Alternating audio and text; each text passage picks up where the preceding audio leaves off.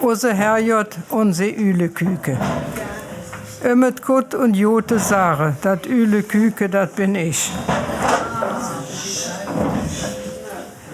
Min Mam hat mich den Namen gegeben, wie ich noch erst klein war. Und dat komme so. Et jof nix, was ich nicht verloren oder auch verjährt habe. Ich war immer an Simulieren oder in der Dach an Träume. Hau ich verjährte in de Stur wird Lied ute make, set min Mam, du bist richtig Üleküke. Du lehrst die Leben nicht. Die Händchen und de Mütsch und der Schirm und anger Dinge hau ich ob der Weg nach der Schule in der Zug hingergelassen. Das war in die 50er und 60er Jahre ein großer Kostenpunkt. Nun komme ich auf das Stückchen, was ich euch vertellen will. Und das ist wahr. So wahr, wie ich hier stand.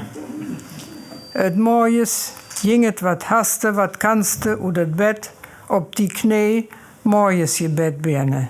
War mir flott wie andächtig. Das muss sein. Dann Kaffee trinken, Wäsche, anduen nach die Bahn. Meine Schwester und ich, wir gingen immer zusammen. An einem Morgen haben wir uns verschlafen.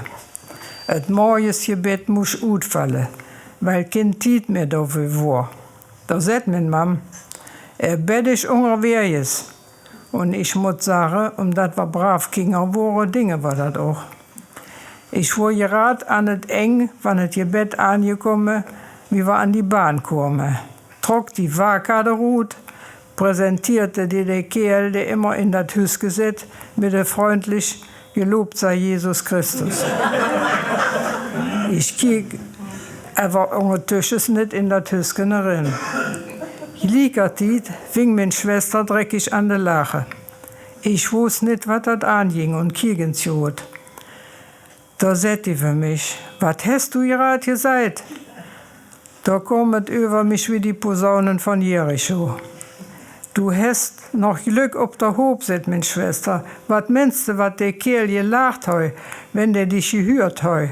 Ein Schand, der hüt nicht Tor ist. Das heute sie ganz Leben nicht verjährte. So habe ich mich eher geniert und bei mich gedacht, das kann bloß mich passieren. Da hätte unser Herr ja ins Lachen können über die Üleküke, was dem Flitz nicht immer ein Freud war.